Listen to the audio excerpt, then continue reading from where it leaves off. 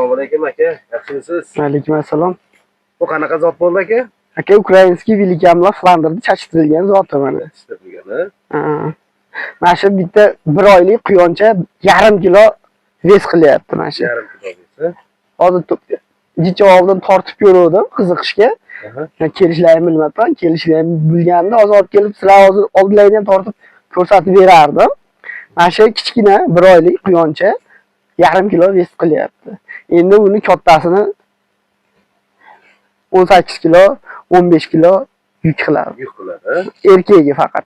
Ayol unchalik yuk qilmaydi. Chunki ular bola tug'ishni hisobiga ularga semirtirish mumkin emas-da. Buni chiroyli ekan, buni qanaqa zot bo'ldi bu? Bu aka burger. Burger. Vobshe chiroyli ekan-a? Bu ochishini qaranglar buni. Hali to'g'larni burlari bor-ku. Quyonlarni burgeri, chiroyli. Go'shtga. Ular necha oylik bo'ldi aka? Bu ham 1 oylik. 1 oylik, a? 1 oylik.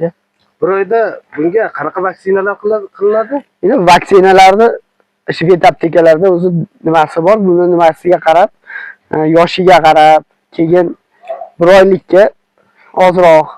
Hozir bularga suvga aralashtirib beryapmiz, ichimlik suviga ichishyapti. Bu vaksina qilingan hozir.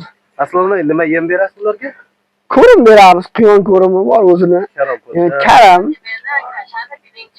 Keyin beda, makka budek, shu o'zimiz maishiy chiqayotgan po'chalar beriladi. Mana bu. Qanaqa zot bo'ldi buni? Bu trikolotsa. Trikolotsa deb chiroyli ekan. Mana shu Beli chorli. 2,5 oylik quyon 3 kilo hozir vesi bor mana shu. Vesi bor, a? 2,5-3 kilo vesi bor. Chiroyli ekan, a? Rahmat ma'lumotlar uchun. Mayli. Kanalimizga avval hozir batta quyonlar ko'p edi. Ularni hozir bo'shatdik. Hisob endi qon almashtiramiz. Yangi zotlar olib kelib ko'paytirmoqchimiz.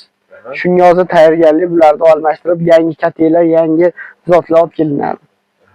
Xo'p, rahmat. Kanalga obuna bo'lishni unutmaymiz. Avval Facebook, Instagram, YouTube